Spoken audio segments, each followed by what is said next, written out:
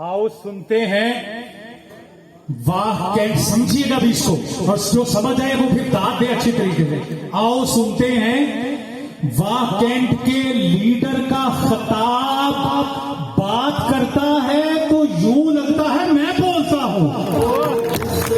मेरी और आपकी बात करने के लिए हमारे इलाके का नौजवान, जिसने अपनी मोहब्बत से, अपने खुलूस से पूरे इलाके को मुसख्खर किया, आपकी भरपूर तालियों में खड़े होकर अपने इस लीडर का इस्तकबाल भी कीजिए।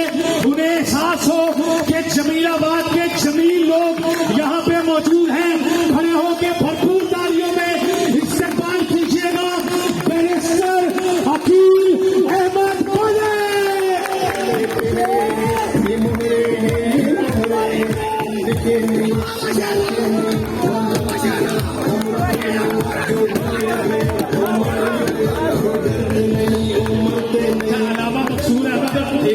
अलावा मकसूद यूब साहब ने मुझे बताया कि ये डाइस मेरे मकसद है। सो इसका ख्याल मोहतरम बैरिस्टर अकील अहमद मलिक साहब। मैं जनाब बैरिस्टर साहब को, जनाब तमाम अहले मोहल्ला और तमाम हाशमी बरादरी, मलक रफीक साहब, शाकुर रहमान साहब की तरफ से मोस्ट वेलकम कहता हूँ और इंतहाई मशहूर है। दफा क्लैपिंग होनी चाहिए जी, भरपूर वेलकम कहते हैं जनाब बैरिस्टर अकील मलिक। बहुत शुक्रिया जनाब आपकी इज्जत अफजाई का।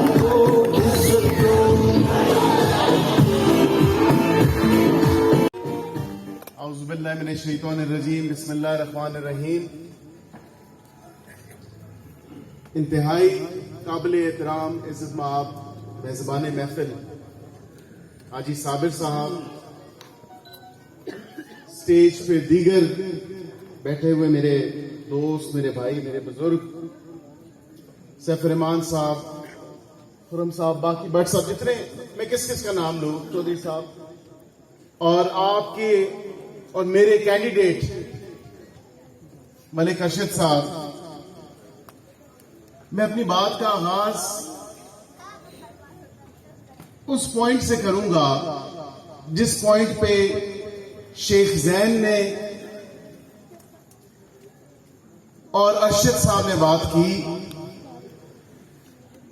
मैं कल एक तकरीब में था, उस तकरीब में इसी वार्ड के जो मसाइल हैं, इसी वार्ड के जो बासी हैं, इसी वार्ड के जो इश्यूज हैं, इसी वार्ड के लोगों ने वो बयान किए और मुझे दावत दी गई कि आपने जमीलाबाद का जरूर आना है।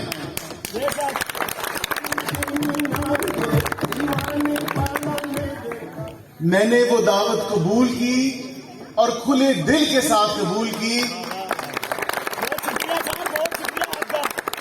क्योंकि मैं जानता हूं जमीलाबाद की गयूर अवाम के मसाइल क्या है, इनका हक किस तरह छीना जा रहा है। लेकिन खुदा की कसम इस बात का वादा करता हूं, ऐसा कैंडिडेट मुझे कहीं से ला के दो। जब इलेक्शन का दौरा नहीं था, इलेक्शन की दूर दूर तक बात नहीं थी, जो अज़म, जो जज्बा मेरे चचा मरूम मलिक मिस्री साहब के दिल में जो दर्द था अपने लोगों के लिए, जमीलाबाद के लोगों के लिए, जो सफर, जो मेहनत, जो कोशिश, जो काविश उन्होंने जारी की, उसी कोशिश को खुदा की कसम ये मलिक अरशद जो है, मलिक अरशद जारी रख रहा है। ये उसी तरह आपकी खिदमत करेगा जिस तरह इसके वालिद मरहूम ने की।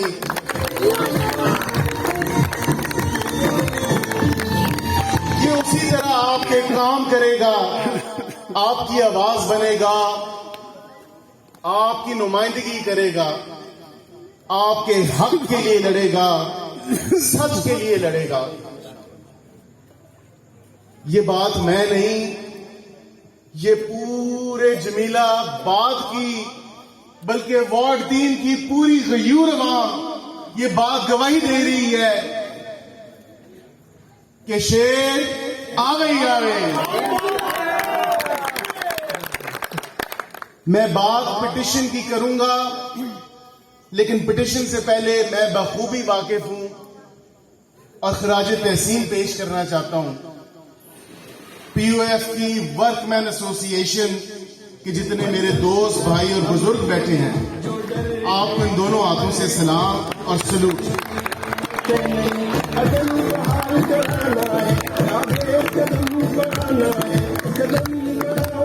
क्योंकि आपकी जो 25-30 साल मेहनत,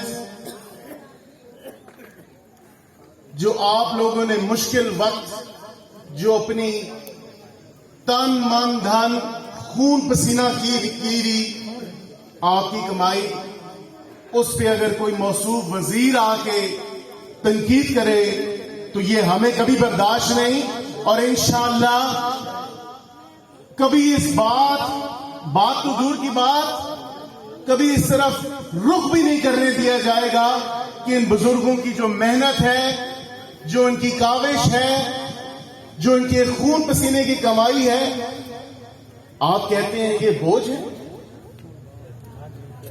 शेम शेम शेम शेम।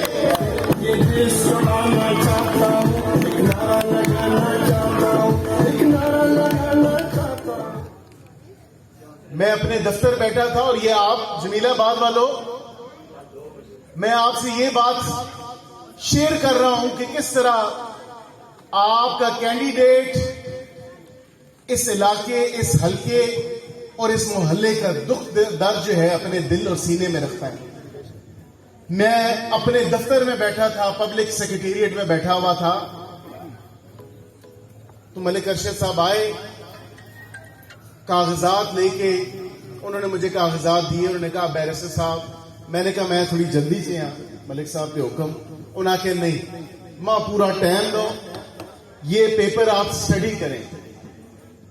ये मेरे लोगों के साथ, मेरे भाइयों के साथ, मेरे अहले मोहल्ला, अहले इलाका, मेरे गांव वालों के साथ ये ज्यादती हो रही है। मैंने उसको स्टडी किया, कोरोना के दिन थे। मैंने इनको कहा कि ये आखिरी जो दरखास्त फरवरी के गालिबन मार्च 2020 में दी गई, इसका आपको कोई जवाब आया? मलिक अरशद साहब ने कहा कि इसका कोई जवाब नहीं आया। मैंने कहा अदालत में रुजू करने से पहले हमें इलेक्शन कमीशन से रुजू करना पड़ेगा, क्योंकि आईन में जो बात लिखी है, जो कवानीन है, उनको फॉलो करना आप पे लाजिम है। जब इन्होंने एक पेपर मुझे दिखाया तो खुदा की कसम मेरा दिल खून के आंसू रोया। और जब ये बात मुझे उन्होंने बताई कि जमीलाबाद की गयूर अवाम, जमीलाबाद के वो बच्चे अपने उस हक से महरूम हैं जो उनका बुनियादी कॉन्स्टिट्यूशनल आईनी हक है, इन्होंने खून के आंसू रो के मुझे बताया कि इस जमीलाबाद के बच्चे, नौमौलूद बच्चे, जब वालिदैन कैंटोनमेंट बोर्ड जाते हैं तो उन्हें कहा जाता है कि आप एमसी टेक्सला जाएं। जब वो एमसी टेक्सला जाते हैं, एमसी टेक्सला वाले कहते हैं तुसी ते कैंटोनमेंट बोर्ड से आने हो, तो सन इत्थे की काम है। तो दर बदर जमीलाबाद वालों का केस ये है कि न 3 न 13 में दर बदर की ठोकरें खा रहे हैं। एक जो बेसिक नेसेसिटी, बेसिक राइट है आपकी बर्थ रजिस्ट्रेशन का, इंदराज पैदाइश, आपकी जो डेथ रजिस्ट्रेशन है, जब वफात हो जाए तो उसका इंदराज,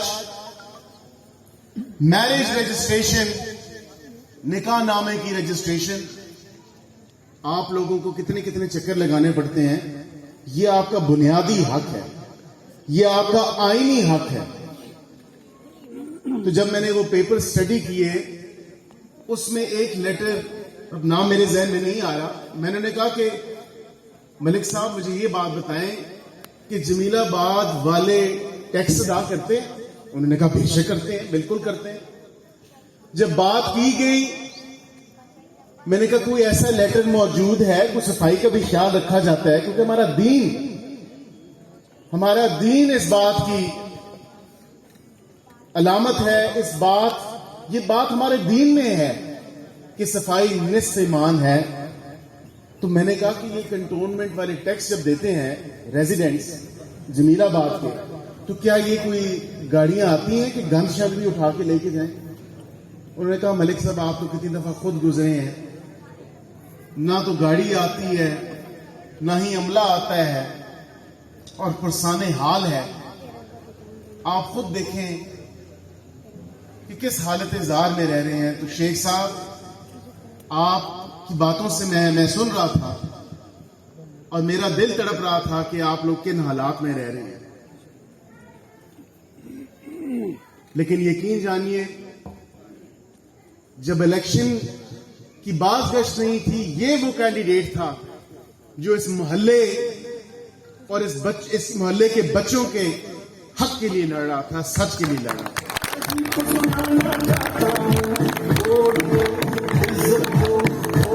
आज आके कहते हैं कि हम तब्दीली ले आए हैं। पिछले 3 साल की कारकर्दगी देखो।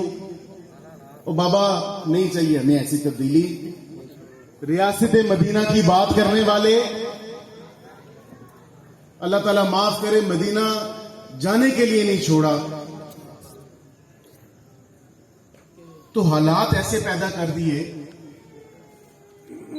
कि इन हालात में आप लोगों को उठना होगा, आप लोगों को अपने हक के लिए लड़ना होगा, सच के लिए लड़ना होगा। उसमें साथ ये आपका कैंडिडेट देगा और मैं दूंगा।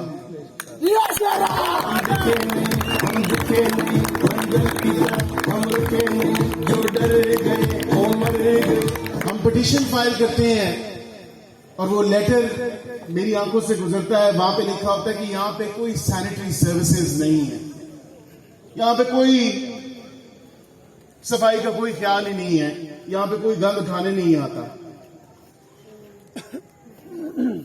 पिटीशन हम तैयार करते हैं, कोरोना के दिन है, उन्होंने कहा कि जी ये पिटीशन आपकी नहीं लग सकती, सिर्फ अर्जेंट केसेस लगेंगे और जो बहुत इंपॉर्टेंट केसेस है वो लगेंगे।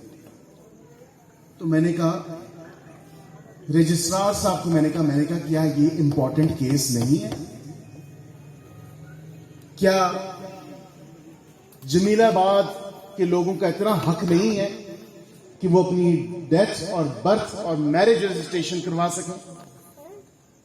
क्या उनकी गली नालियां साफ हो, कैंटोनमेंट बोर्ड से अमला आए, उनको वो सर्विसेज फराहम की जाएं जो स्टेट एरिया में फराहम की जाती हैं? ये दौरा शुरू किया। हमारी पिटीशन लगती है, पिटीशन में हम इन तमाम ग्राउंड्स को अपनाते हैं, लेते हैं और जज साहब के पास जाती है। मलिक साहब पेश होते हैं, मैं एज ए वकील, एज ए बैरिस्टर पेश होता हूं, अदालत को मामला समझाता हूं, अदालत नोटिस करती है। लेकिन एक बात को मैं इस बात को हाईलाइट जरूर करना चाहता हूं कि इस कैंडिडेट कितना फार साइटेड है, दूर सोचता है कि मेरे लोगों को, मेरे हल्के के लोगों को, जमीलाबाद के रिहायशियों को और कैंटोनमेंट बोर्ड के रिहायशियों को, कैंटोनमेंट एरिया के रिहायशियों को ये तकलीफ ना पहुंचे कि वो इस महरूमी का शिकार हो जाएं कि कोई बंदा उनकी रिप्रेजेंटेशन ना कर सके। तो पहली बात उन्होंने की, उन्होंने कहा बैरिस्टर साहब इस बात का ख्याल रखिएगा मैं नहीं चाहता कि मेरे अहले इलाका, अहले हल्का, मेरे कंटोनमेंट एरिया में जितने मेरे दोस्त भाई बुजुर्ग हैं वो नुमाइंदगी से महरूम हो जाए। तो ये इसकी ग्रेटनेस है। इससे कहा इलेक्शन मुलतवी नहीं होना चाहिए, मेरे लोगों को नुमाइंदगी का हक मिलना चाहिए। पिटिशन हमारी टेकअप होती है, जज साहब नोटिस करते हैं, जवाब आते हैं। इलेक्शन कमीशन कहती है आप कंटोनमेंट बोर्ड से राब्ता करें, आप एमसी से राब्ता करें। ये उनकी आपस की जंग है, ये उनकी आपस की लड़ाई है, डिस्प्यूटेड टेरिटरी जो आ रही है। फिर इलेक्शन कमीशन ऑफ पाकिस्तान कहती है कि ये पॉपुलेशन काउंसिल जो है, सेंसस, वो ये आके ब्लॉक कोड तोड़ सकते हैं, हम इसका ब्लॉक कोडों को नहीं तोड़ सकते। फिर इलेक्शन कमीशन मुझे लिखती है कि आप मिनिस्ट्री ऑफ डिफेंस को पार्टी बनाएं। ये काम वो कर सकते हैं क्योंकि ये कंटोनमेंट एरिया है। हम इलेक्शन कमीशन को लेटर लिखते हैं ऑर्डर की कॉपी के साथ, जो अदालती फैसला था, अदालती ऑर्डर, उसको बेस बना के हम इलेक्शन कमीशन को लिखते हैं कि ये काम आपका है, इन ब्लॉक कोड्स को तोड़ा जाए ताकि जमीनाबाद के लोगों का हक उनकी दहलीज पे जाके पेश हो।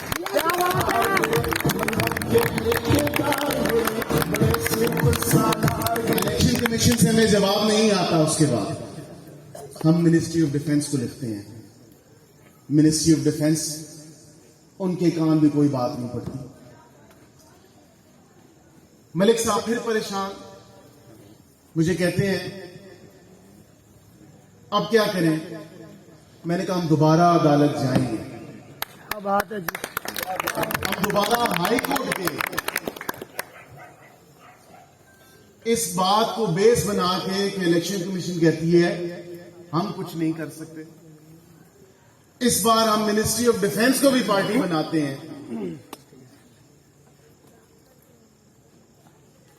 दीगर 8 और पार्टीज भी हैं जिसमें असिस्टेंट कमिश्नर टेक्सला है, एमसी टेक्सला, कंटोनमेंट बोर्ड, हुकूमत Punjab, ministry of defence, election commission of Pakistan, district election commissioner, इन तमाम को हम पार्टीज बनाते हैं। अब बात यहां पे आके पहुंची है, आप सबको बखूबी पता है हाई कोर्ट की छुट्टियां थी, वो 2.5-3 महीने तकरीबन छुट्टियां होती हैं, तो छुट्टियों में ये केस टेकअप नहीं हुआ। मैंने अर्जेंसी भी दिखाई, मैंने उनको कहा कि ये इलेक्शन सर पे है, इन लोगों का इलेक्शन से पहले इनका हक इनके पास होना चाहिए। लेकिन कोविड की भी इश्यूज, कोरोना के, एक हमारे, मैं नाम नहीं लूंगा, हाई कोर्ट के जज साहब हैं, वो कंटोनमेंट बोर्ड के एडवाइजर भी रहे।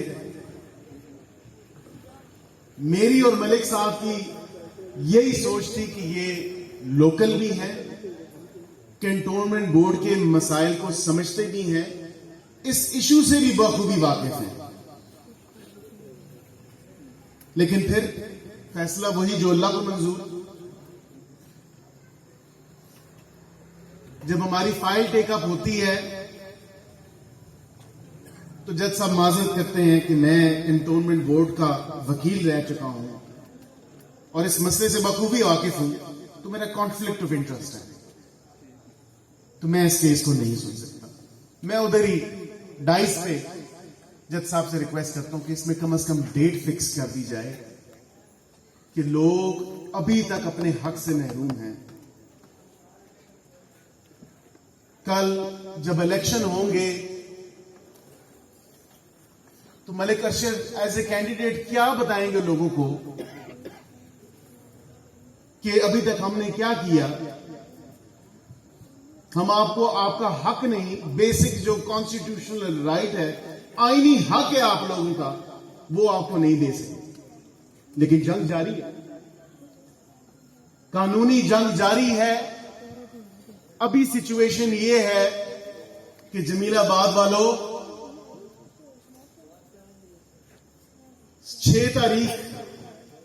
6 सितंबर को केस की अगली डेट फिक्स हुई है, क्योंकि छुट्टियों में उन्होंने कहा कि हम फिक्स नहीं करेंगे।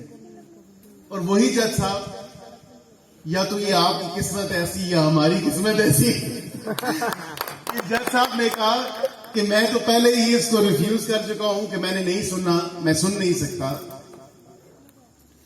तो मैं इसको 6 तारीख को फिक्स कर देता हूं, छुट्टियां खत्म हो जाएंगी। मैंने कहा जी आपकी मेहरबानी। अब इंशाल्लाह 6 तारीख को आप भी दुआ करें, हम भी दुआ करेंगे, दुआ के साथ दवा भी करेंगे। मेहनत हमारी पूरी है। इंशाल्लाह अल्लाह रब्बुल इज्जत ने चाहा तो 6 तारीख को केस भी राइट है, आर्ग्यूमेंट्स भी पूरे हैं, तमाम फरीकैन के जवाब भी आ चुके हैं। तो मुझे अल्लाह पे यकीन है इंशाल्लाह आपका ये मसला, आपका ये हक इंशाल्लाह आपकी दहलीज दिला के लेंगे।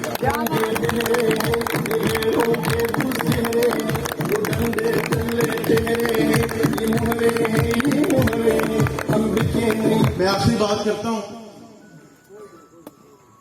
मुझे बखूबी वाकिफ है कि सिर्फ यही मसला नहीं है आप लोगों का, आप लोगों के मसाइल और भी हैं। पर यह भी कहता हूं, शेख साहब आपने बात की, चौधरी साहब आपने भी बात की, आप पूरे कंटोनमेंट बोर्ड के 10 वार्ड में, मैं समझता हूं वार्ड नंबर 3 इंतहाई लकी तरीन वार्ड है जिसको इस जैसा कैंडिडेट मिला। खुदा की कसम ये इसलिए कह रहा हूं, ये नहीं कह रहा कि ये मेरा कैंडिडेट है, ये आपका कैंडिडेट है। इंतहाई शरीफ नफ्स इंसान, सोमो सलात का पाबंद, लेकिन सबसे बड़ी खूबी यह है कि आपने कहा कि आप अपने कैंडिडेट के पास जाके जवाब ले सके। खुदा की कसम मुझे तो वो दिन नजर आ रहे हैं, इंशाल्लाह ये जीतेगा, आपकी नुमाइंदगी करेगा। मुझे वो दिन, मैं आपको इस बात की गारंटी भी देता हूं, गवाही भी देता हूं, आप पता नहीं जाएं या ना जाएं इसके पास, ये आपके पास जरूर आएगा और कहेगा 10 काम किए। इसमें ये क्वालिटी, इसमें ये खूबी है, तो ये आपके पास खुद आएगा, आपसे पूछेगा कि मुझे काम बताएं चाचा भाई पेजान मकाम दसो। तो बात यह है कि कैंडिडेट ऐसा होना चाहिए जिसको आप कल को पूछ सके, अकाउंटेबल कर सके, वो आपको आके आपके हकूक जो हैं उनकी जंग लड़े, आपकी नुमाइंदगी करे। तो हाथ उठा के मेरे साथ ऐड करो, 12 तारीख को वादा करते हो, क्या वादा करते हो? मलिक अरशद को जितवाओगे, शेर के निशान पे मोहर लगाओगे, मुस्लिम लीग नून को वोट दोगे, वोट को इज्जत दोगे, पाकिस्तान मुस्लिम लीग नून, मियां मोहम्मद नवाज शरीफ, मरियम नवाज शरीफ, पाकिस्तान जिंदाबाद, पाकिस्तान पाइंदाबाद।